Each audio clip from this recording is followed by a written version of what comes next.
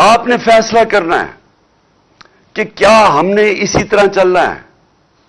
کیا ان چوروں کے بعد جو اپنے بچے تیار کر رہے ہیں اور بچوں نے زندگی میں 1 گھنٹہ کام نہیں کیا، وہ ان کا صرف کام، ان کو صرف ایک چیز آتی ہے، منی لانڈرنگ. وہ چھوٹی عمروں میں وہ اربوں پتی بن گئے تھے کیونکہ ماں باپ نے ان کے نام پہ یا چوری کر کے پیسہ ان کے نام پہ چیزیں لی ہوئی ہیں. یہ جو 4 لندن میں مہنگے اربوں روپے کے مے فیئر کے جو اپارٹمنٹس ہیں، یہ مریم کے نام پہ تب تھی جب یہ کوئی 20-21 سال کی تھی. اور یہ جو اس کا بیٹا ہے حسن شریف، 10 ارب روپے کا گھر بیچا ہے اس نے لندن کے اندر. کدھر سے پیسہ آیا؟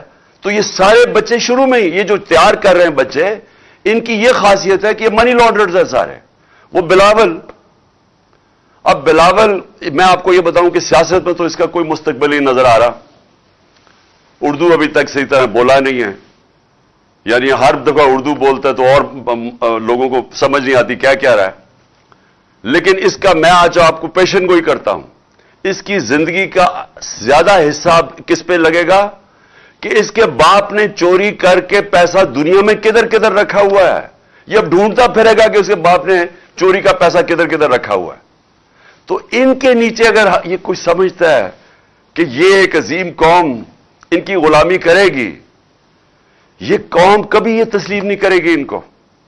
اس لیے یہ مارچ ہے، اور یہ جو حقیقی آزادی کی مارچ ہے یہ ابھی ختم نہیں ہوگی.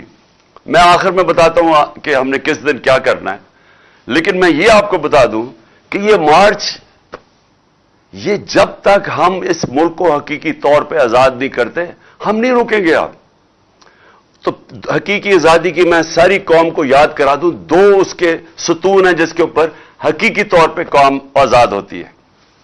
سب سے پہلا، قوم کے فیصلے قوم میں ہوں، کسی اور قوم کی غلامی نہ کرے. ہم کسی سپر پاور کی غلامی نہ کریں.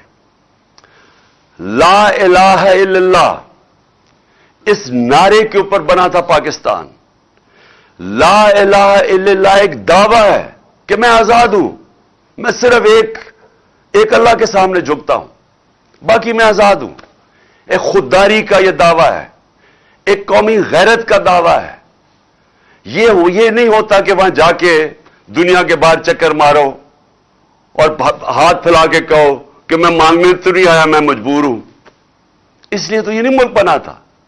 اس لیے تو قائد اعظم، جب ان کو پتا بھی تھا کہ انہوں نے زندہ نہیں رہنا زیادہ دیر، پتہ نہیں چلنے دیا اپنی بیماری کا کہ کہیں پاکستان کوئی رکاوٹ نہ آ جائے پاکستان نہ بننے میں.